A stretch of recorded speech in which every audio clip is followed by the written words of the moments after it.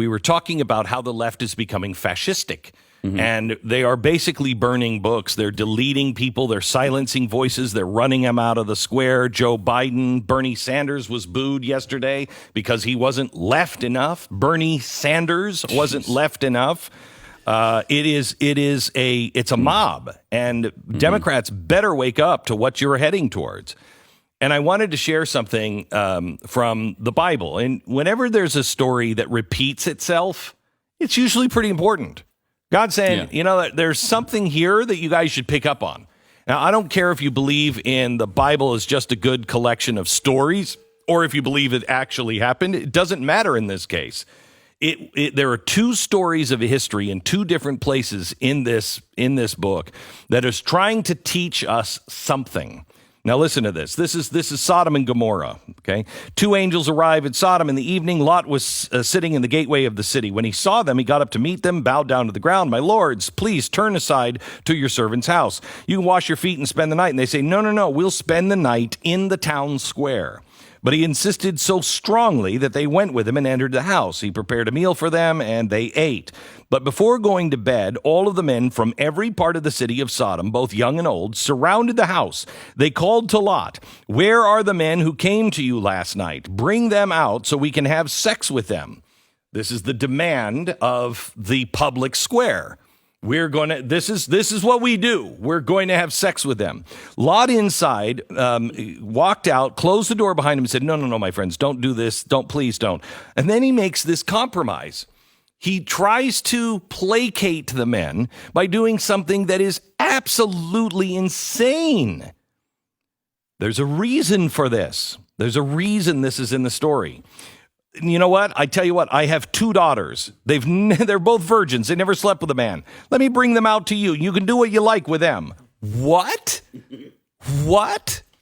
Okay. But then don't do anything to these men, for they come under my roof. So he offers a middle ground, one that really is not a good compromise. But he offers a compromise. They say, get out of our way. Then they accuse him. Who are you to judge us? You're not going to judge us. Are you seeing any parallels here?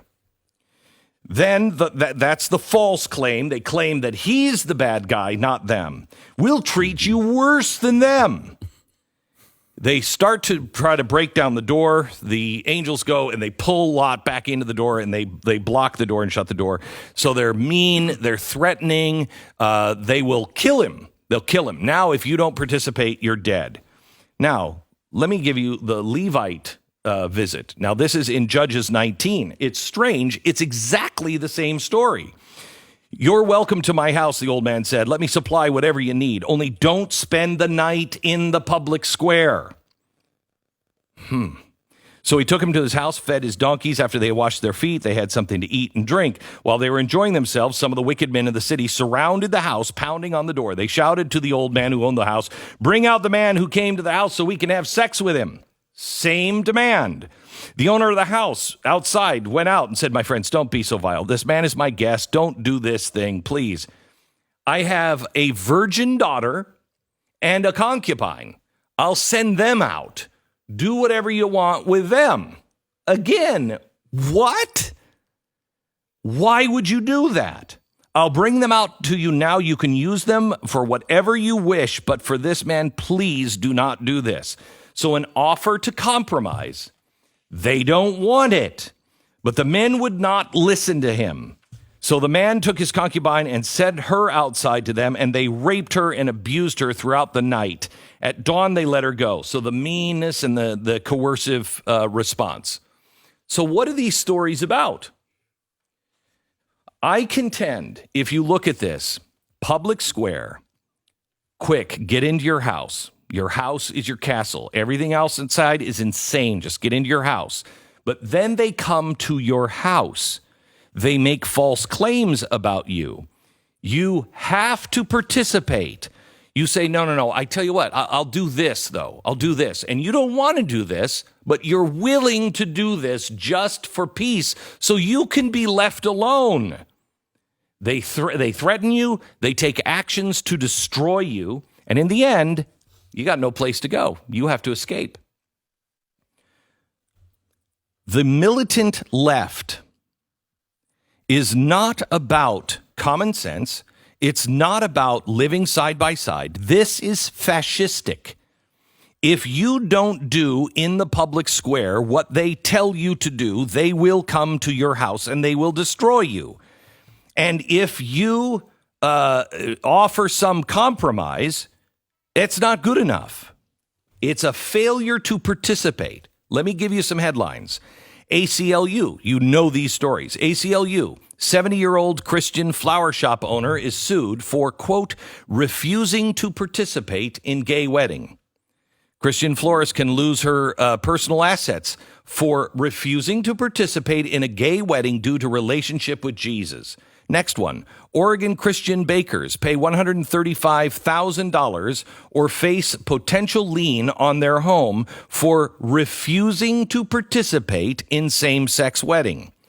Couple fined for refusing to host same-sex wedding on their farm.